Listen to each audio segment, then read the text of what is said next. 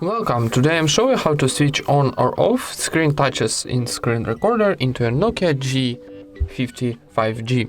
First of all, open your top bar and find screen recorder button. So if you don't have this button in your top bar, press to pencil for this button.